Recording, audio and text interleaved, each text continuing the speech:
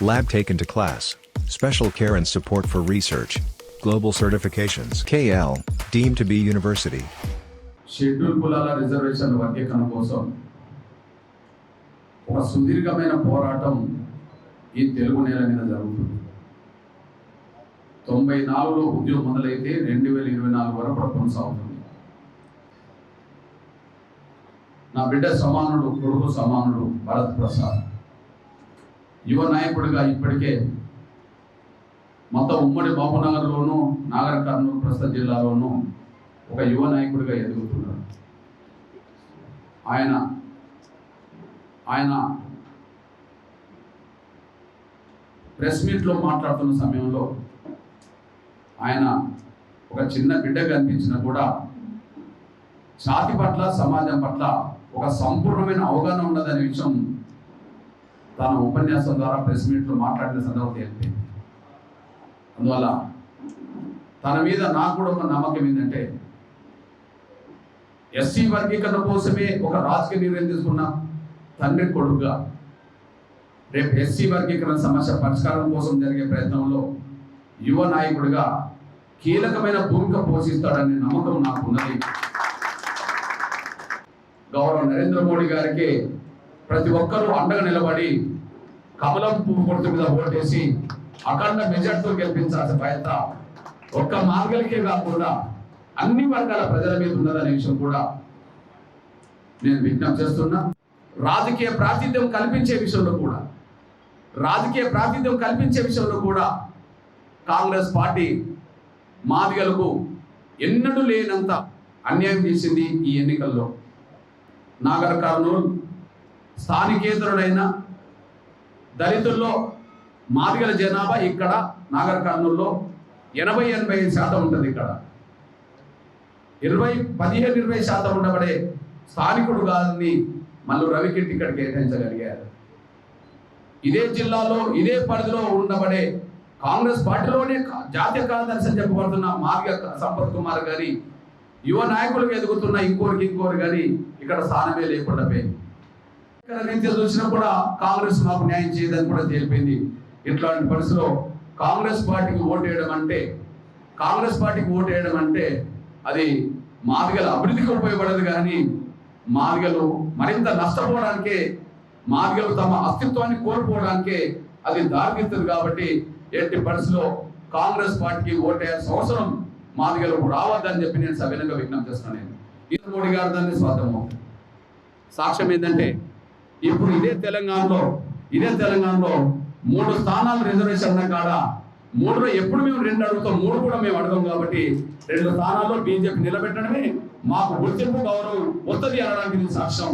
ఇది నాగర్ కర్నూలు కావచ్చు, వరంగల్ కావచ్చు, డైరెక్ట్ మార్గ సామాజిక వర్గానికి అవకాశం ఇచ్చేశారు. దీన్ని బట్టి రాజకీయ ప్రాతినిధ్యం ఎవరి వల్ల సాధ్యమవుతుందంటే బీజేపీ వల్ల సాధ్యమవుతుందని రుజువవుతుంది. అందులో గౌరవ నరేంద్ర మోడీ గారు అనేసి మనందరికీ తెలుసు.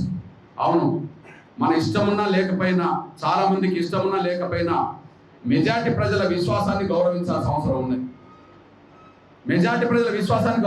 ఉన్నది.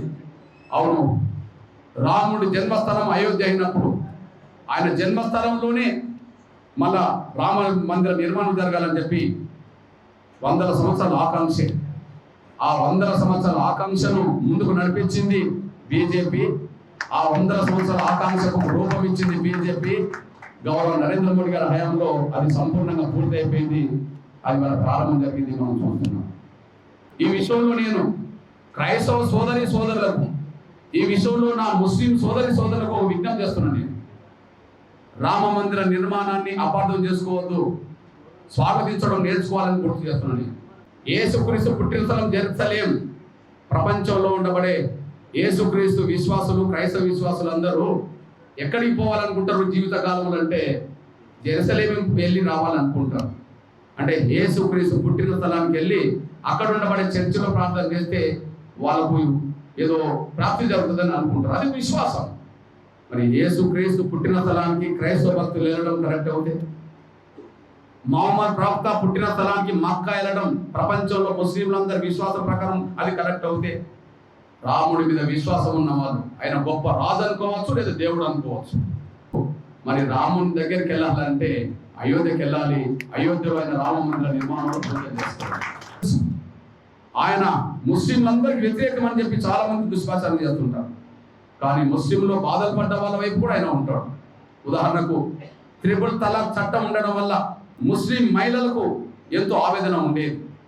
ముస్లిం మహిళల అస్తిత్వం, ఆత్మగౌరవం దెబ్బతినేది. అట్లాంటి పరిస్థితిలో ముస్లిం మహిళల గౌరవాన్ని దృష్టి పెట్టుకొని వాళ్ళు ఆవేదన చెందొద్దని, సమస్య పరిష్కారం చేయాలని చెప్పి త్రిపుల్ తలాక్ చట్టాన్ని రద్దు చేసింది. త్రిపుల్ తలాక్ చట్టాన్ని రద్దు చేసింది ముస్లిం మహిళల పక్షాన గట్టిగా నిలబడ్డది ఎవరన్నా ఉన్నారు అంటే గౌరవ నరేంద్ర మోడీ గారు మాత్రమే ఉన్నారు. అంతేకాదు, భారతదేశంలో 2 దేశాలు కనిపించేది కొంతకాలం. మనందరికీ తెలుసు, ఆర్టికల్ 370 ఉండడం వల్ల భారత రాజ్యాంగం ఉన్నది ఉన్నట్టుగా దేశంలో అన్ని రాష్ట్రాలకు వర్తిస్తుంది, కానీ అది ఉన్నది ఉన్నట్టుగా జమ్మూ కాశ్మీర్కు వర్తించేది కాదు. ఆర్టికల్ 370 ఉండడం వల్ల ఆర్టికల్ 370 రద్దు చేస్తామని చెప్పి ధైర్యంగా ప్రకటించిన పార్టీ బీజేపీ. దాన్ని అమలు చేసింది గౌరవ నరేంద్ర మోడీ గారు. రామ మందిర నిర్మాణంతో పోల్చుకుంటే, త్రిపుల్ తలాక్ చట్టం వల్ల కూడా ఘర్షణ జరుగుతున్నాయని చెప్పి అన్న రోజుల్లో దాంతో పోల్చుకుంటే ఎస్సీ వర్గీకరణ విషయం అది పెద్ద సమస్య కాదు. నరేంద్ర మోడీ గారికి, గౌరవ నరేంద్ర మోడీ గారికి సమస్య. ఆ సమస్యలతో పోల్చుకునేది పెద్ద సమస్య కాదు. కాబట్టి అట్లాంటి సమస్య మీద కూడా పరిష్కారం చేస్తానికి గౌరవ నరేంద్ర మోడీ గారు హామీ ఇవ్వడమే కాకుండా అందుకు అనుగుణంగా కమిటీ వేయడం, సుప్రీంకోర్టులో విచారణకు కేంద్ర ప్రభుత్వం అనుకూలంగా స్పందించడం, భవిష్యత్తులో వర్గీకరణ జరుగుతుందని చెప్పడం మా కళ్ళ ముందు కనిపిస్తున్న సత్యం. మరిన్ని వీడియోస్ కోసం ఛానల్ ని సబ్స్క్రైబ్ చేయండి. లేటెస్ట్ అప్డేట్స్ కోసం వాట్సాప్ ఛానల్ ని ఫాలో చేయండి. అండ్ లింక్ డిస్క్రిప్షన్ లో ఉంది.